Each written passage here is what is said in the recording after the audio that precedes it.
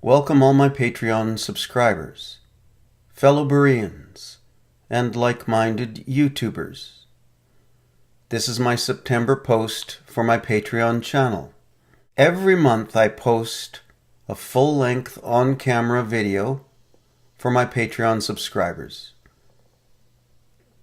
For those of you watching on YouTube, I'll post a segment.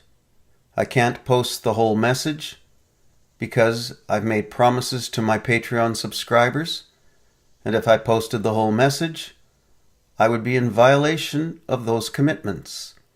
This is a continuation on my messages about Historicism versus Futurism, and the doctrine of Antichrist and Daniel's fourth kingdom. There are four primary subject areas that I'm going to discuss. They are YouTube comments, institutional church ignorance, ecumenism, Vaticans I and II, and the Eucharist. What really motivated me to make this message was in fact a YouTube message. Somebody posted a comment on my reading of a portion of H. Grattan Guinness's work, Romanism and the Reformation, and they took offense to the fact that there were really no significant scriptural references. I found that a little bit humorous because anyone who's read H. Grattan Guinness and knows the first thing about this man knows that he was a preeminent Bible scholar, and his books are full of scriptural support. The fact that the segment I was reading did not have scriptural references has really very little bearing on the subject. If this person had read Grattan Guinness's books, he would know that that comment was definitely misguided. Anyway, it caused me to realize that people don't really understand the significance of the debate between historicism and futurism. And this fellow who posted a comment complained that I shouldn't be reading from books like that. I should be going through the scripture and talking about the scripture. Well, I do plenty of that. And in fact, those of you who have read my books know that they're very well supported scripturally. In fact, Solomon's Sorrow, which I just finished reading through on my Patreon channel, has around 700 scripture references, which I discuss in that book. So anyway, I understand that people are prone to comment without actually listening to a message right through or being totally informed on what they're saying. So I thought, I really need to address this and point out the extreme importance of understanding historicism versus futurism. And that was something that writers like Grattan Guinness understood. They saw the erosion of the work that the Protestant reformers had done. They saw what futurism was doing to the churches. And that was already in the middle of the 1800s. And what we're seeing in the churches today is exactly what Grattan Guinness predicted should Christians fail to understand the significance of historicism versus futurism. The churches today are steeped in futurism, and they have no idea what that means. They don't know where it came from, and they don't know where it's leading. That's why I've made so many messages about historicism versus futurism, and the doctrine of Antichrist and Daniel's fourth kingdom. H. Grattan Guinness warned the 19th century church of what was coming. And he was right. If they failed to study history, failed to study the ancient persecuted church, if they failed to understand what brought people out of the Roman Catholic Church during the Reformation, if they failed to comprehend the significance of these doctrines, they would find themselves going right back into the belly of the beast. And that's exactly where the institutional church is today. It is back in Mystery Babylon, and it doesn't even know it. It's because of Futurism. And Guinness knew it, the reformers before him knew it, the early church knew it, and my goodness, the writers of the New Testament knew it. It's called a strong delusion. So today what we're seeing is this mass exodus back to the Vatican. It's all because of Futurism. For example, church leaders are leading the flock back to Rome. Men like Kenneth Copeland, Benny Hinn, Joyce Meyer, Joel Osteen, David Jeremiah, Perry Stone, Billy Graham, James Robeson, Rick Warren, Robert Schuller and his son, Brian Stiller, and everything you see on TBN. These men and these venues are all ecumenists. They're all futurists, and it's a matter of public record. They're all cozying up to the Pope, and they have been for some time. This is a product of Futurism, and this is what H. Grattan Guinness warned of. He said that when people in the churches fail to recognize why the reformers called the Vatican the Antichrist and the popes the Antichrists, and why that whole system is identified in Scripture as Antichrist, he said when the churches fail to understand this, they will be lured back into Mystery Babylon, which is what these guys like Kenneth Copeland and Benny Hinn and Joel Osteen are doing. They're all pro-Vatican. They're all papists.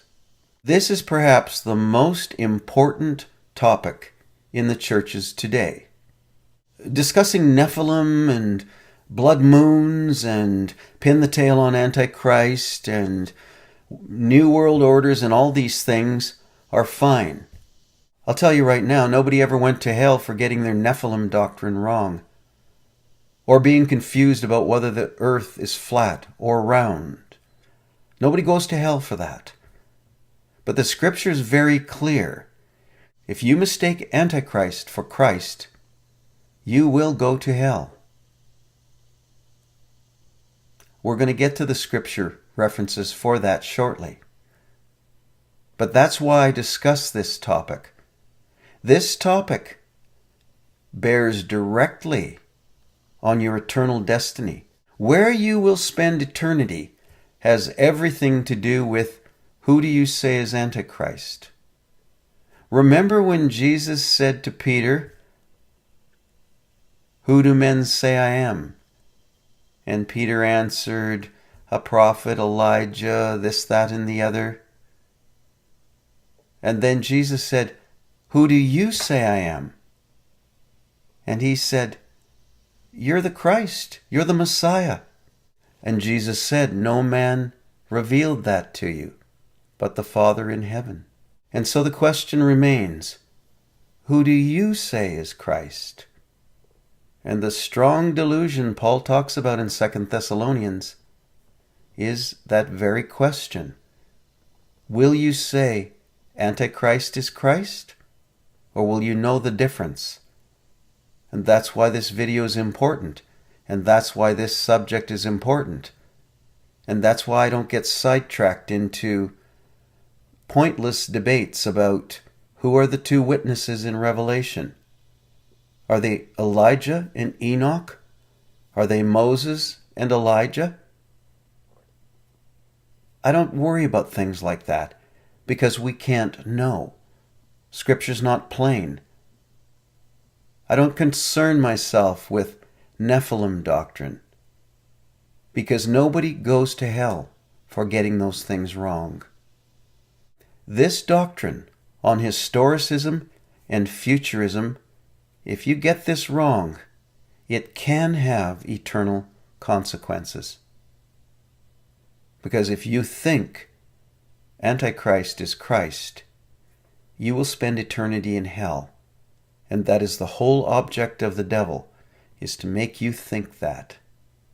And the churches that are heading back to Rome don't know that that's Antichrist. See the problem already?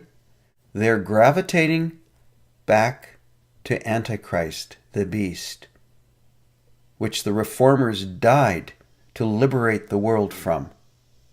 They're going back to Antichrist. Think about the significance of that. It has dire eternal consequences. I'm going to read to you something from my book, Antichrist, the Smoke of Rome. I'm going to discuss ecumenism, Counter-Reformation, Antichrist, the Smoke of Rome.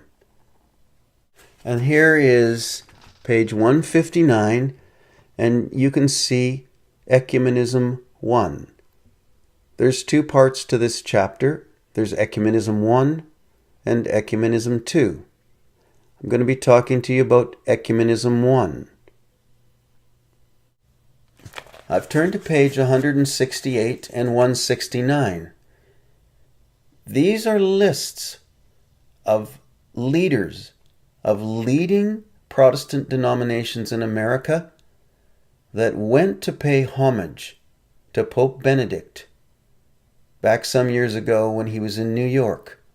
They represent all the leading denominations, Protestant denominations in America. And every one of these denominations basically went and kissed the Pope's ring. They're all listed here. Let me turn the page.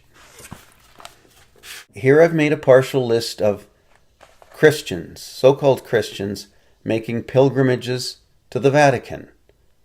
They include almost every major leader you can think of. And then I've included a section on evangelicals and Catholics together, and a partial list of those who endorsed that document. Now, Christian churches together. This is a list of all the churches that participated in that Roman Catholic ecumenical initiative. Then on page 173, ecumenical ministries and associations. These are all Protestants, leading Protestant denominations, all part of this march back to Mystery Babylon.